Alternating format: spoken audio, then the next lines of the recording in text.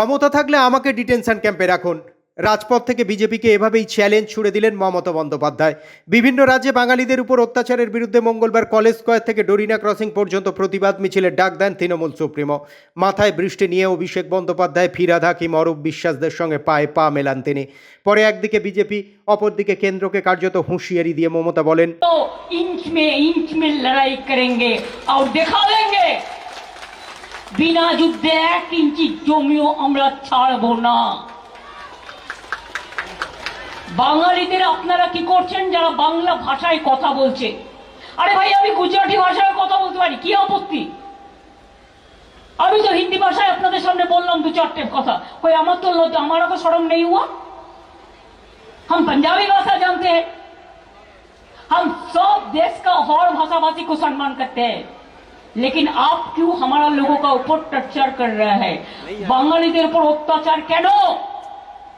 কেউ কাজ করলে তাকে হঠাৎ আপনি অ্যারেস্ট করে নিয়ে চলে যাচ্ছেন, সে ডকুমেন্ট দেখানোর পরেও আপনারা জেলে নিয়ে যাচ্ছেন তার বয়স্ক মাকে, তার স্ত্রীকে, তার বাচ্চাগুলোকে। কি অপরাধ করেছে তারা? তারা বাংলা ভাষায় কথা বলেছে। আমি এখন ঠিক করেছি আমি বাংলায় বেশি করে কথা বলবো।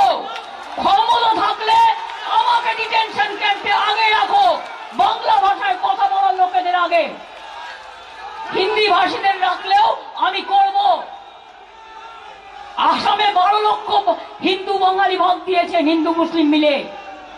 राजवंशी के हिंदू ना मुसलमान क्या है? राजवंशी क्या होता है? हिंदू है ना मुसलमान है? ए बीजेपी का दलाल लोग, शर्म नहीं आती? मुसलमान कौन है? हिंदू ना मुसलमान? मुसलमान देख के अब चुनते हैं। আমরা যেমন পুঁটি মাছ বাছি, আমরা যেমন মৌরালা মাছ বাছি, আর দেখে দেখে বাঁচতে গিয়ে এমন এমন ভুল করছে যে একেবারে পুরো কাঁটাটা কাঁটার মধ্যে লেগে যাচ্ছে, কাঁটার উপর কাঁটা। তাই এই বিজেপি জেনে রাখো, খেলা হবে, তৈরি থাকো। পাশাপাশি এদিন কার্যত ইন্ডিয়া জোটের হয়ে ব্যাট ধরতে দেখা গেল ক্যাপ্টেন মমতাকে। মোদি নয়, লোকসভা নির্বাচনে দিল্লির ক্রিজে যে এবার ম্যাচ উইনার ইন্ডিয়া জোট, সেটাই স্পষ্ট করে দেন তিনি।